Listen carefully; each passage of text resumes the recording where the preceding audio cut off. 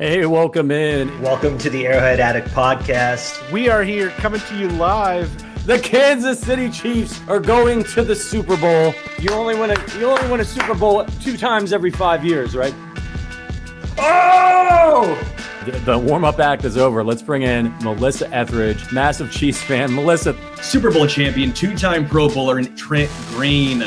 Trent Green, how you doing? Hey, what's going on, guys? Anybody? He picked it up! He picked it up! He's gonna score!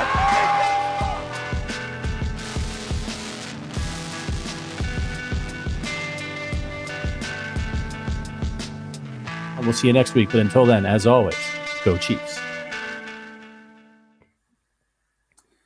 We've got another live edition of the Intangibles here on a Wednesday. Different day for us than usual. Good to be going live with you here on what is the day before Thanksgiving. And joining me today, it's my good friend, as always, it's Christian Ainsworth. Christian, are you saving some room for some pie tomorrow? Oh, absolutely, dude. Actually, I don't know about pie, but 4-layer dessert is big in my family, and I always grab 2 or 3 pieces. What are we talking? Are we talking like the pretzel salads and stuff like that? You know what I'm talking about? No. Like it's like, what is it? Like it's like some type of like nut mixture on the bottom, like for like a graham crackery type texture, and then it's like chocolate filling, whipped cream, another layer of cream. It's incredible, dude. If you've never had it before, definitely like look up a good recipe and give it a shot. I think Thanksgiving, like obviously a superior holiday, one of the best. But let me tell you, watching football with family members that you don't normally watch football with is a trying experience. I'm very particular about who I watch football with. And I mean, sometimes people ask good questions, right? Like I remember when I was watching the Eagles Super Bowl with some friends, they're like, wait, why did he slide down? Why did he not score? It's like, well, they're playing the clock here at this time. The time is more important than the point at this point. But like, for instance, watching TV, watching Chiefs games with my dad, painful experience because my dad, most of his life, the Chiefs have been awful. So back when I was a kid with him watching Brody Croyle and, pick your Tyler Thingpen, it was just always like, oh, this team sucks. They're awful. They're bad. They'll never be good. But he still tries to do that shtick now. And it just doesn't work. Like I was like watching the Bills game with him the other day. And he's like, yep, the same old team. I was like, Dad, they haven't lost in my daughter's lifetime. Okay. It's not going to work. They're back-to-back Super Bowl champions. It's not, that bit just doesn't work anymore. The whole like, oh, these idiots. Oh, dude, my dad does that same exact thing. If it's like we're trying to run down the clock and the other team has the ball, we go into prevent defense. He's like, it's always this prevent defense crap. We're just going to walk down the field and score. It's like, well, yeah, we're going to let them run the clock down, Dad. Come on. This is new age analytics. My favorite thing is my grandpa still calls for Alex Smith, which like it would be like, well, Alex Smith, he just really knew how to run the offense. Just a stand-up guy, that Alex Smith. Oh my God, dude. It's like, I don't know if I can handle that. I deal not with my family, but calling for Alex Smith is next level. It's pretty bad. And then you get like grandma is like, well, he can't do that. He can't tackle, like just unabashed, like blind homerism. Like he can't tackle our guy like that. What's he thinking?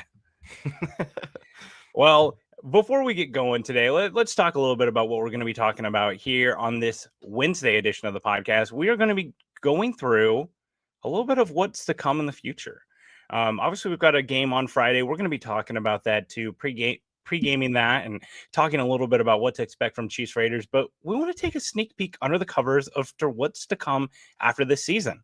I think a lot of people, we are so one-track mind right now about this is the path. We're going for the 3P. Everything's about that right now.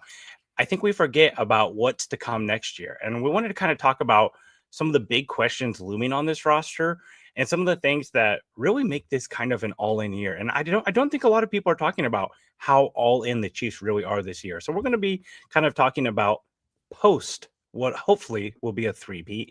And then we're going to do the Black Friday factors. Usually we call them our Red Friday factor since the pod comes out on Friday. But since they're playing on Black Friday, we're going to call it the Black Friday factors, which just feels cooler. It's like more sexy. I don't know.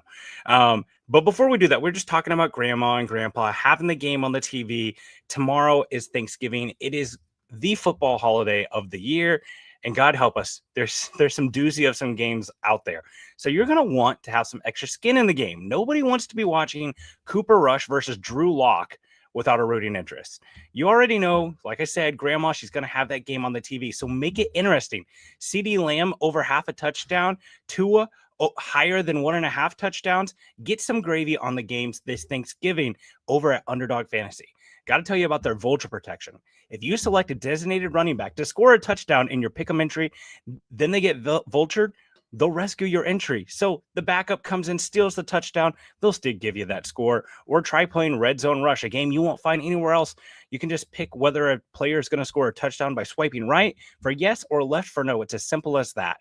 Use the also, you got to try their packs. They have these packs that are kind of like same game builds for various games and game scripts. Lots of fun to play with. Like I said, you're going to want to make sure you make these Thanksgiving days as games as interesting as possible.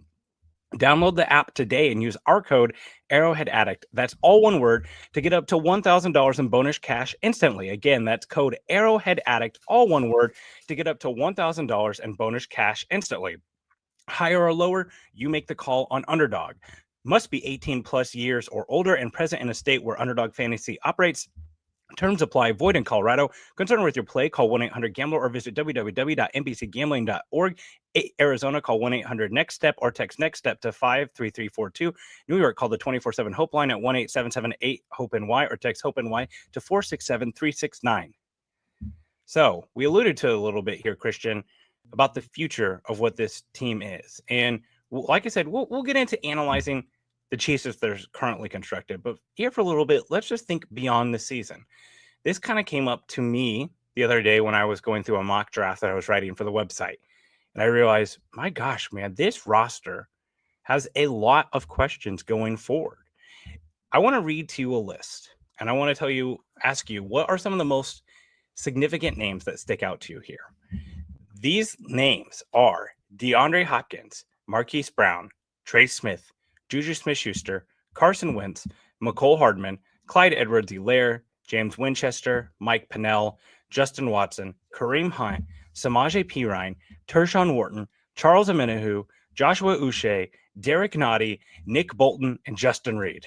What do all those names have in common? They're not under contract for the 2025 season, right? If I'm looking at our script correctly. None of those players are signed up to play with the Kansas City Chiefs next year. That's a significant list. Yeah. Oh, yeah. Big names. Trey Smith, Nick Bolton, Justin Reed. These are like the leaders of our team that are going to be leaving. Just think about the amount of snaps. Anytime you get starting offensive linemen who take every snap in every game unless there's an injury, right? That just automatically skyrockets those snaps. And also keep in mind, I think Joe Thuney will be back next year by the way that they structured his contract, but they could possibly move on for him too if they wanted to save a little bit of money against the cap. I don't think that they will because I think they probably want some continuity, but that is a massive amount of snaps on this roster that won't be here. Who do you think are some of the names that are going to be the most difficult to replace? Some of the names that stand out to you the most? Oh, number one, by far, Trey Smith. Like, if you watch how the Chiefs' run game has been constructed, it's basically pull Trey Smith as the guard, get behind him, and let him lead you to the promised land. Like, I understand we have some other guys like Creed or Joe Thuney even who's a little underrated in the running game, but like, dude, without Trey Smith, this is a completely different running offense. And I'm not just saying that because, Kareem Hunt has had success in the recent future or in the recent past, but it's like, dude, there are so many times where we have to run the ball. We have to get the run game going, and he's the guy we look towards.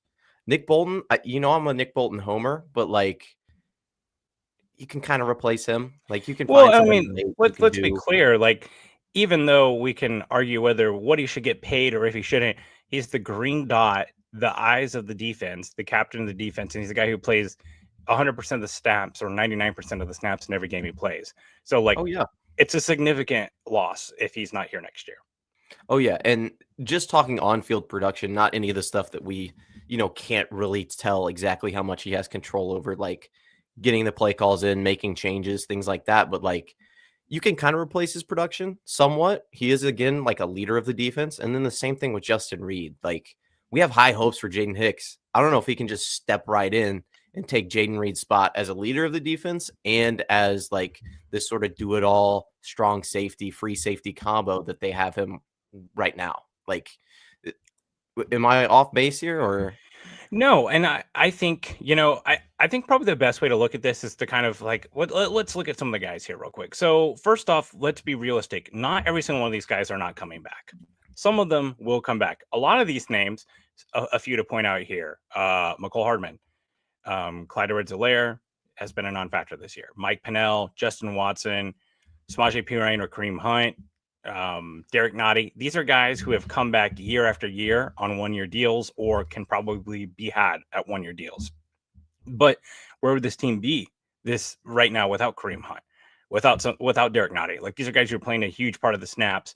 And by the way, like, something that is happening for every single one of us, unfortunately, in life is they are all getting older, right? So, like, are you sure you want to bring back Derek Nottie? Are you sure Kareem Hunt's going to have juice in the tank if you want to go back to that? Like, there's some questions there to be had. One thing that I wanted to point out here, too, is look at the complexion of the offense. Right now, when we talk about the identity of the Chiefs offense, it is a couple of things. A very strong interior offensive line. We already talked about Trey Smith is probably, like, of the players on this list, the least likely to be back in Kansas City next year is probably Justin Reed and Trey Smith. Justin Reed, because his replacement's already here, and he's an aging player that they typically don't sign in the secondary. And Trey Smith, because he is going to get $22 million a year from a team. Rightfully so, but that's just not in this team's cards right now, in my opinion. But the complexion of the offense and how different it is. The elephant in the room that wears number 87 and dates a superstar is also a question, right? Like, Travis Kelce, is he back next year? While Travis Kelce is no longer one of the best tight ends in football, he is one of the most important players in this offense and still has a huge advantage with Patrick Mahomes. And this is a guy who plays a lot of snaps still and, has that chemistry, and you're banking on him having that extra gear in the playoffs. With that being said, what does this offense look like next year without DeAndre Hopkins, without Hollywood Brown, even though we haven't seen him with it? Juju Smith-Schuster, Mecole Hardman, Justin Watson, Kareem Hunt, Samaje Perine. I think that they have to consider bringing some of those guys back. Like Mecole Hardman, that's one of those, like, I feel like as long as he wants to be here and he doesn't burn any bridges, he'll probably be here. That's fine. But let's be real. Like, Mecole Hardman plays some snaps, but he's not a difference maker in this offense. Yeah. Yeah. It's in wide receiver is a weird position, right? Because it's kind of got that continuity that you really need, like with an offensive line, but it's also like a solo position where if you win your matchup, especially like DeAndre Hopkins, you've seen it a few times this year. It's like that can change the game. You win your one-on-one, completely change the game. But when you do these passing concepts that attack zone, you really need multiple guys to know where the other guys are at and be in the position where they need to be for the play to work. And I don't think you can lose 5 wide receivers in this offseason and feel comfortable with the passing game moving forward. I know we aren't like all gung-ho about who we have right now, but like you just can't lose that many guys and expect the system to like continue functioning. There might be guys with higher ceilings out there, but you can't rip that. It's the same thing with an offensive line. Like, you can't lose Trey Smith and Joe Thuney in one offseason and expect the offensive line to be okay. It's like, no, they have to have these reps, this continuity with each other.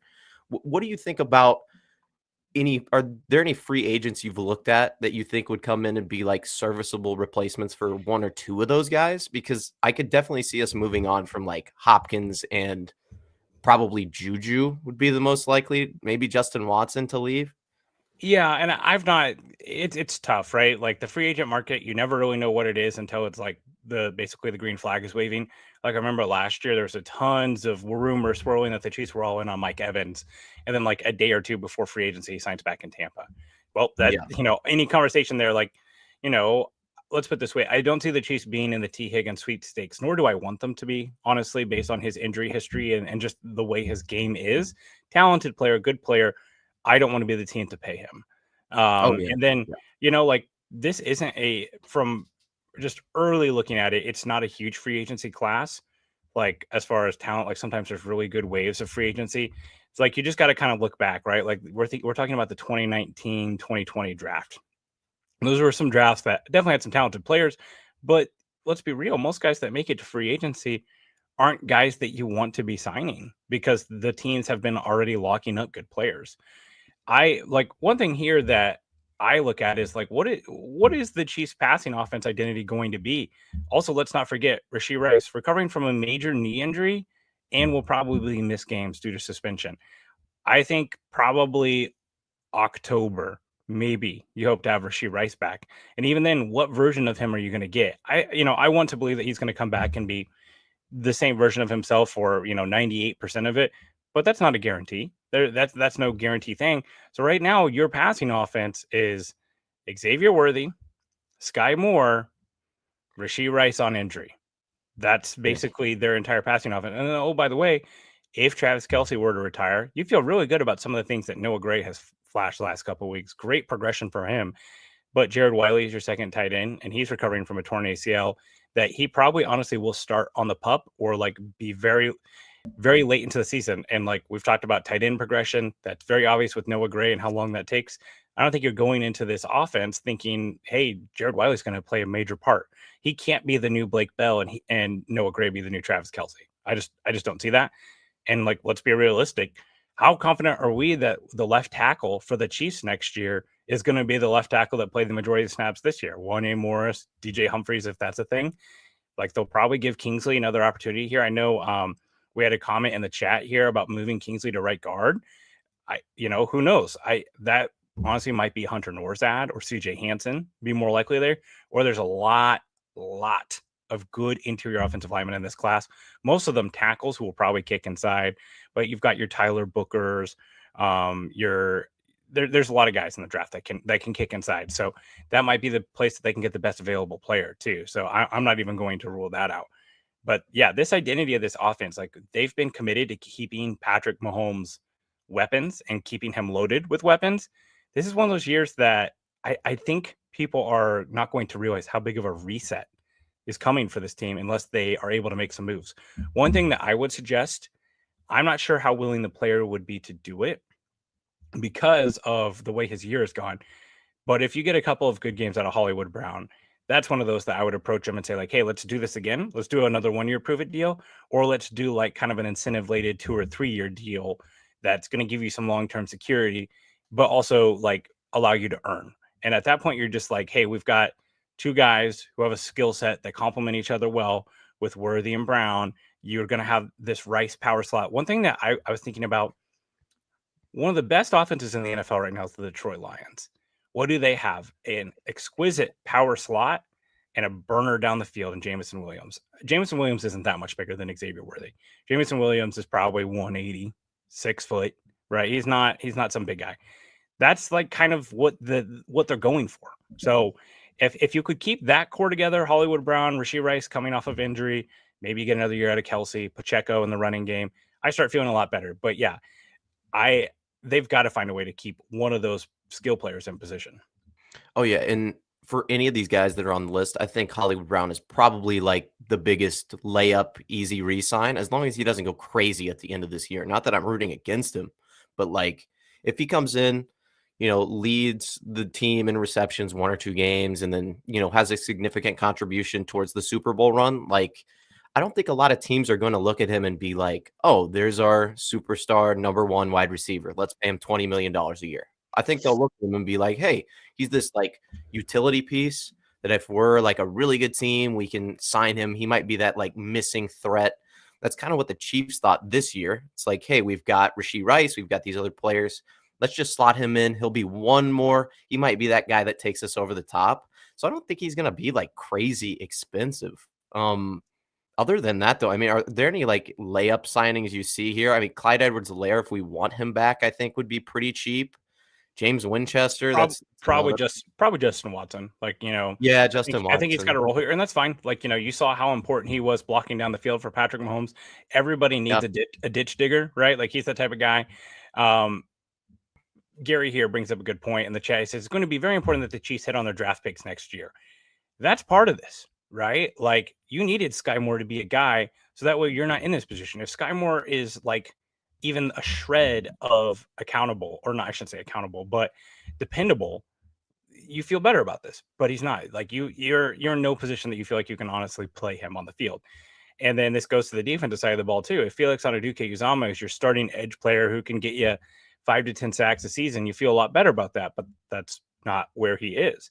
And then you look at this draft where you've gotten good production out of Xavier Worthy. I've really liked some of the things I've seen from him in the last 2 weeks, but the rest of the draft right now is just basically a nothing, right? You're getting nothing out of Kingsley Suamataia. Frankly, you wish you had gotten nothing from him as so far as the season has gone. And then Wiley, season lost to injury. He wasn't playing a whole lot anyways.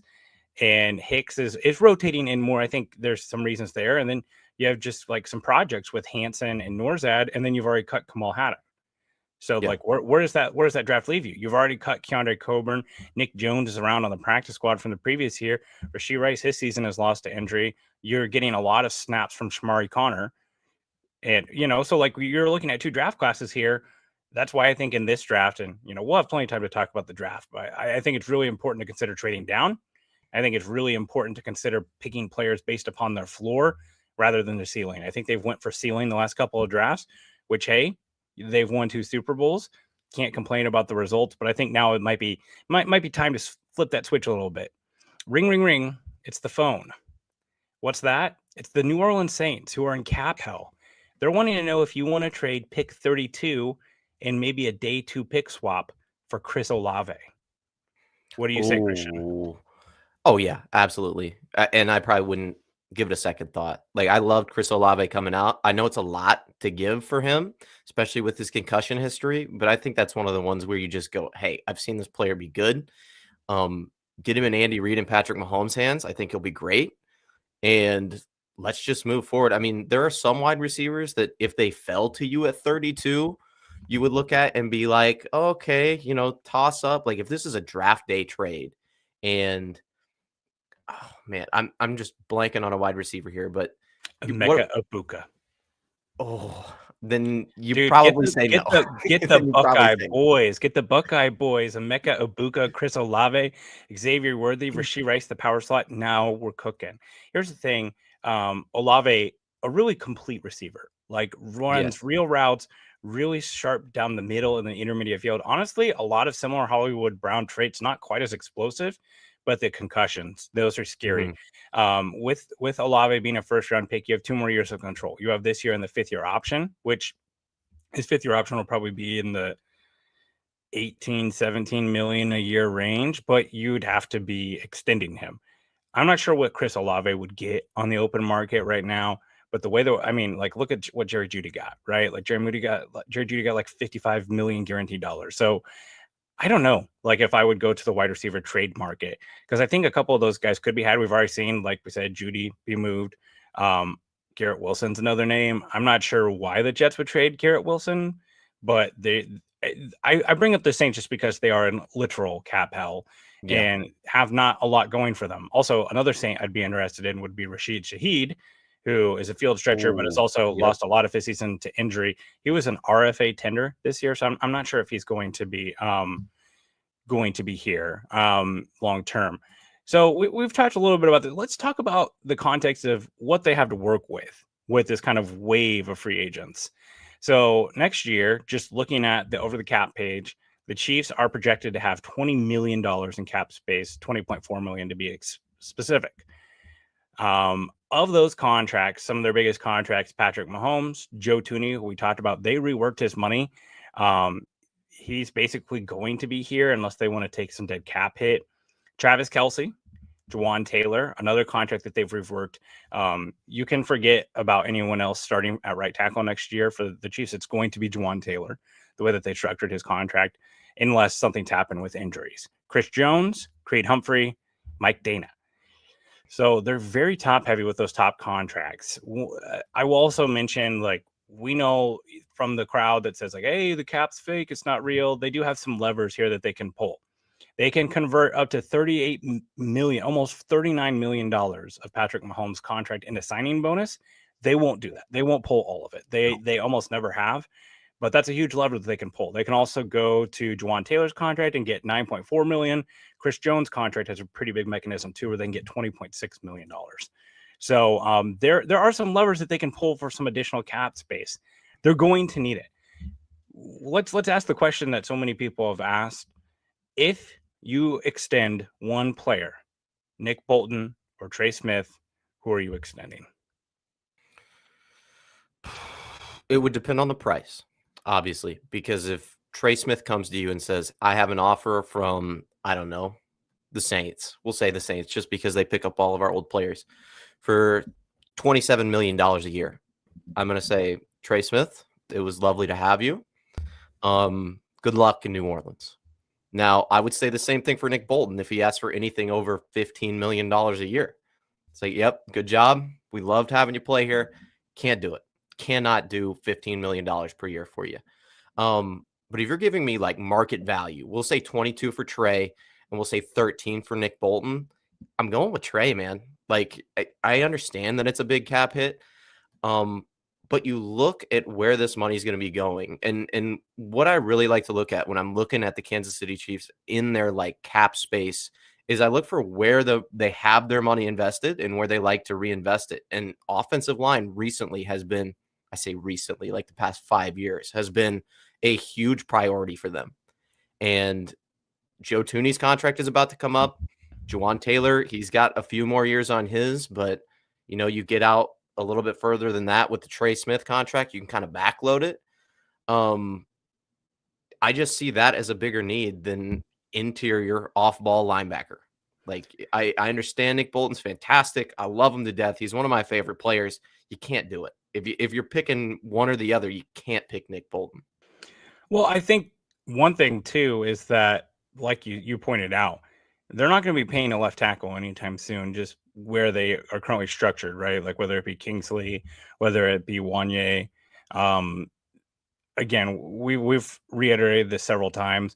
There's just not good left tackles out on the open market to go sign and have be starters for you.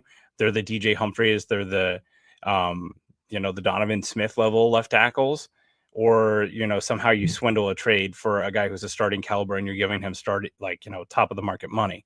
That just doesn't happen very often. Orlando Brown's situation was kind of unique. And, the Chiefs, we've mentioned this several times, they basically had to let him hit the market to see what his value was. So there is an area to pay to interior offensive linemen, but you would be basically paying, looking at the money, close to like $45 million a year to $40 million a year annually on those two players on the interior. It makes it really hard if you do get a right tackle or a left tackle that you want to keep them long term. So honestly, for me, I'm probably a neither. I agree that like Trey Smith is the better player. I'd rather keep that cash around and try to lock up McDuffie. Because I think McDuffie, the coming year, like McDuffie's not eligible this year, but the coming year will be. He's probably going to get top of the money market, and then you have some decisions to make on George Karlaftis. He's kind of interesting where like I don't think he's going to command like this huge deal. I think it'll probably be more like a Carl Granderson type of deal. But like he's going to get some money, and right now I think that position group is in such a place that you can't really even think about like moving on from your starting caliber edge player. We saw them bring back Dana, and I think Karlaftis is a better player than Dana, so he's probably going to get more money too. So there's a lot of really interesting decisions to make. Let's loop in one more thing here when we're talking about the future of the roster, and that is the draft picks, right? What are the Chiefs working with draft pick wise? We are somewhat, we're in a good place and not a good place. So they have a total of 6 picks. Good news about those 6 picks is 3 of them are within the top 72, 75 of the draft, 4 in the top 100. They've got their own first, their own second. They have Tennessee's third, and they have their own third. Those 4 picks in the top 100. I feel like that's huge for this draft. We've talked a little bit on the draft episode that we did that this draft is going to be top heavy and not very and when I say top heavy, I mean like there's good players at the top, but there's not superstars at the top. This isn't a class that I feel like there's 10, 15, 20 first round picks. There's more probably 10 true first round picks. And then that range of the like high seconds to low third, that's the huge range that's going to be the money zone. It's going to be the sweet spot of this draft. So I want to try to maximize as many of those picks as you can in this class. But the way this roster is hitting and the way that it's going, you think that they honestly kind of need to have another one of those 2022 drafts where they're getting 5 or 6 contributors. The things that we never talk about the 2022 draft are, we hear all the time the George Pickens over Sky Moore, but no one's ever mad about Darian Kennard being in that class because they took so many players that it's still one of the best draft classes that's happened in recent memory. And it's because of all the volume. So this is a draft too that I'm going to contend they need to consider trading down. So let me ask you a question then. Omarion Hampton, running back out of North Carolina, and Isaiah Bond are on the board at 31. We'll say 32. We'll just hope they win the Super Bowl this year. And the Chiefs re-signed Marquise Brown. They re-signed Trey Smith.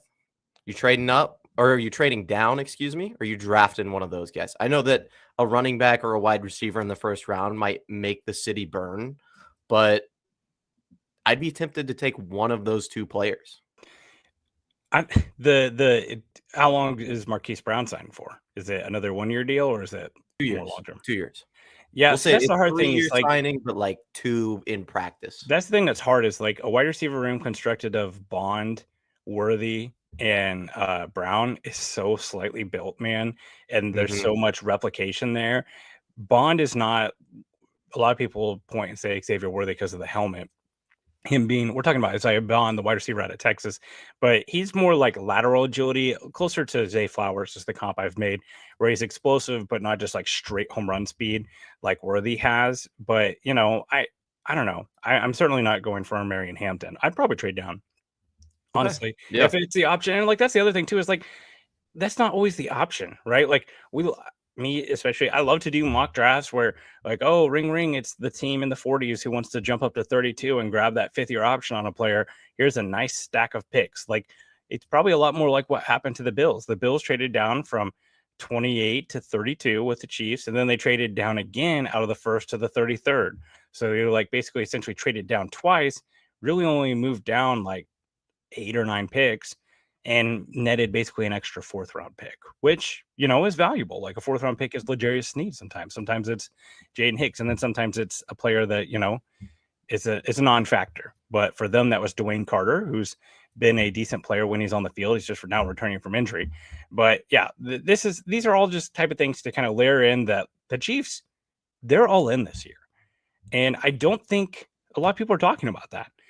If this team doesn't meet its goal, there's going to be some consequences on the other side of the coin that I'm not sure everyone realizes. That like there's some long-term questions that'll have to be answered. Oh yeah, it's not Last Dance level, apocalypse after the season, but definitely some questions that need to be answered. Well, when you see like DJ Humphries for $4.5 million, it's not my money. I don't really care, but that's a real contract. They gave him real money. They bid against other teams to try to get this guy in here to improve the left tackle position. You see the moves for like, what have we always said about the Chiefs? Like, hey, they don't go after older guys. It's just not something they do. And this year, DJ Humphries, they bring in Jude. Like, there's been a lot of moves this year, Kareem Hunt included, that you never thought that they would actually have done. The old Chiefs probably would have done that, but they're really pushing their chips all to the center here. And I think, just to kind of put a bow on this conversation, I want to bring it all back to what is the most important thing here. And that is keeping 15 happy. We sat here, me and you on a different podcast at one point, and we talked about some of the lessons we learned from the 2022 free agency period, which saw Russell Wilson go to the Broncos, which saw Aaron Rodgers leave the Packers, which saw, Tyreek Hill get traded. And we talked about like, hey, you cannot get crooked with your star quarterback. You have to keep them happy. And this is something that the Chiefs, they're going to have to like consider. How do we keep Patrick Mahomes happy? And we can roll our eyes and be like, oh, well, he just needs to get his ass on the field and play. He's got a contract, all those type of things. Look, I know one thing. Arrowhead was a stadium filled of sadness and pathetic playoff losses until 15 walked through the door and everything changed. I don't want that to go away. And I want to keep that man happy and pay him what he can. And if he wants to draft Clyde Edwards-Helaire, let him draft Clyde Edwards-Helaire. Lesson learned there, right? Like, hey, Running backs, maybe not there, maybe not the short running back.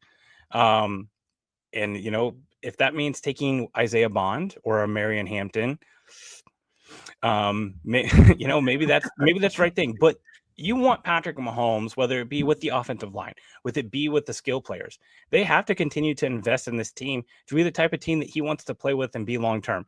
Reality is, most of these Hall of Fame Super Bowl winning quarterbacks don't finish on the teams that they started with. Eli Manning's the outlier.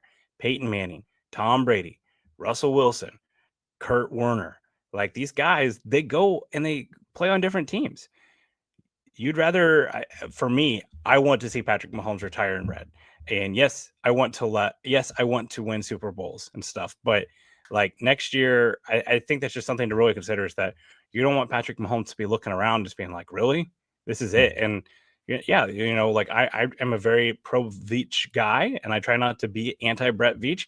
But this is one of those times that some of these last couple of drafts, they're starting to hurt a little bit. Yeah, and I would agree. And it's funny when you're watching the Chiefs draft and you see him take, like, I don't know, what's a good example first round? It's like George Karlaftis, who at the time is like a pretty good defensive end. Like, I don't think anybody had him as their number 1 or number 2 edge in the class.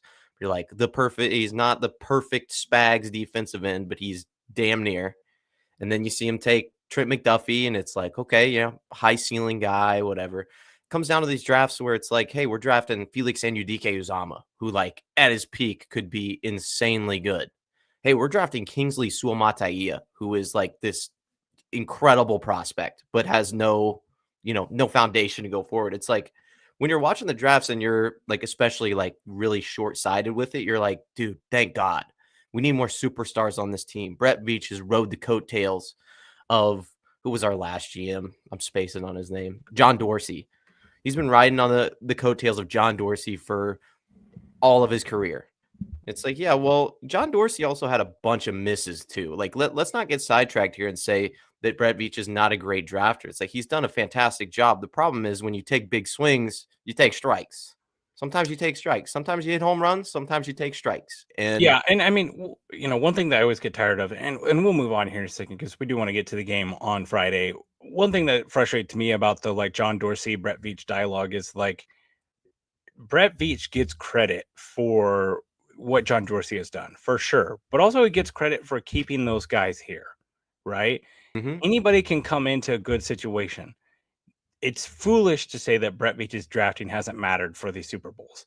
Like, Travis Kelce, Patrick Mahomes, Chris Jones, those guys have been integral, no doubt. But we've seen how many Super Bowls did Phillip Rivers win? How many Super Bowls has Aaron Rodgers won? You cannot do it all on your own. You need a good team around you.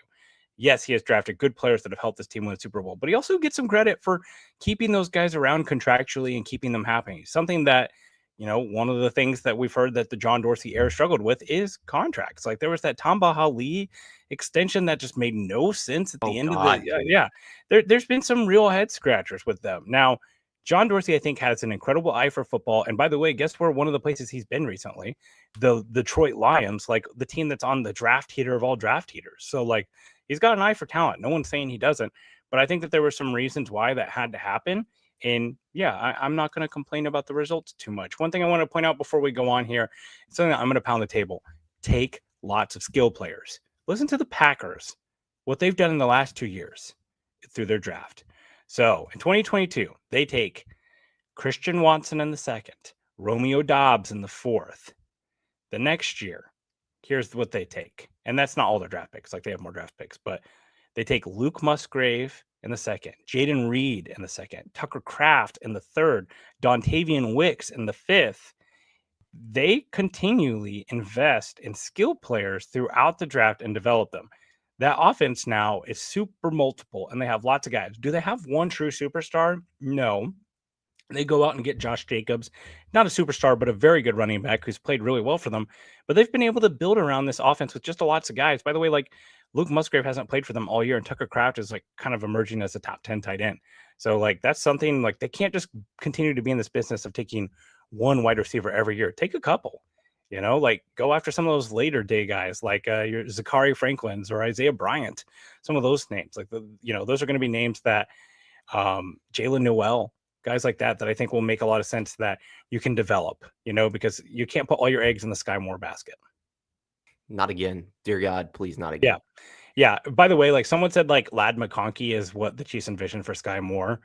And like, there's just sometimes that you hear things that just hit you a certain way. It's like, wait, so they thought the guy who was like dominating at Georgia for years was going to do the same things as the guy from Western Michigan?